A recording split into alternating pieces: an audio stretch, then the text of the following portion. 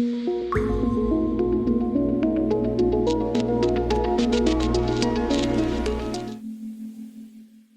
is the last time you had a really meaningful conversation with someone from a different generation? And who was it with? Was it with a grandchild, a niece, your own parent, a neighbor, or maybe even the person standing next to you? While these types of connections happen every day across the United States, they probably aren't happening enough. 5 practical ways to have more intergenerational connections. Here are 5 specific things Carrie suggests that older adults can do to foster more intergenerational connections. 1. Set a resolution to connect.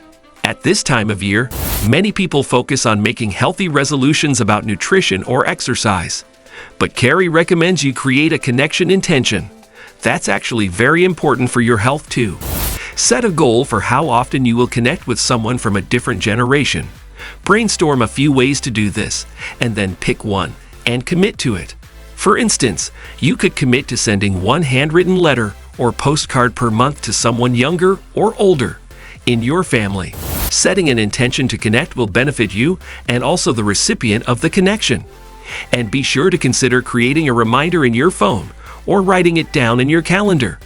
This makes it much more likely that you'll do it and stick with it. 2. Get involved in an intergenerational initiative in your community.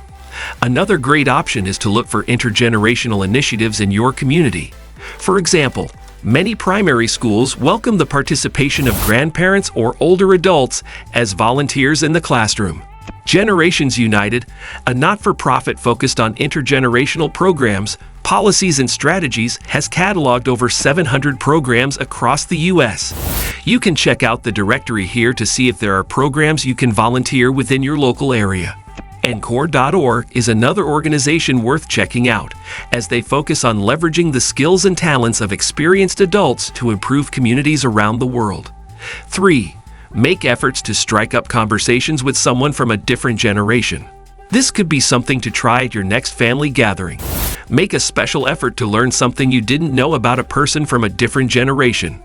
Or you could decide to chat with a stranger while you are out for coffee in your local community.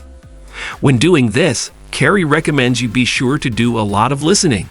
People will appreciate that you're taking the time to hear about someone else's day or life. 4. Interview someone from a different generation in your family. One of the best ways to develop closer bonds with someone from a younger generation is to interview them. This is a truly wonderful way to have one-on-one time with a grandchild and to make them feel extra special. Showing an interest in what they like and what they care about by interviewing them will be a gift for both of you. If you live far away from your grandchild or family member, you can complete the interview over the course of a few video calls. If you have the chance to interview them in person, Carrie recommends trying an application that can be downloaded on your phone or tablet called StoryCorps. This app was developed by a nonprofit with a mission to preserve and share humanity's stories to build connections between people.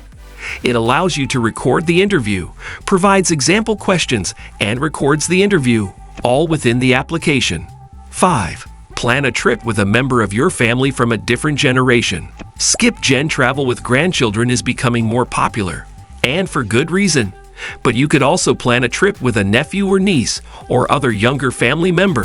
Some grandparents take their grandchildren on a trip when they turn 10 to mark the first decade of life. This can be a fun tradition to start in a family. If you want help planning a special trip with a grandchild, check out Road Scholar, a not-for-profit organization that creates experiential learning opportunities for all ages. They have an entire program and series of trips focused on grandparents taking their grandchildren on various adventures. On their website, you can search for trips by age of your grandchild and location. For example, you might find you can take a 6-day trip that's all about magic, or about learning marine biology, or even focused on paleontology. Trips take place across the U.S. and the world.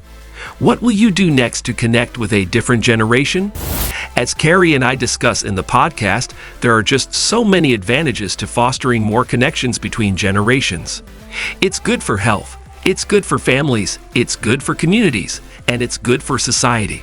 Plus, it can be a powerful force to counter ageism, especially when grandparents remain more closely connected to their grandchildren.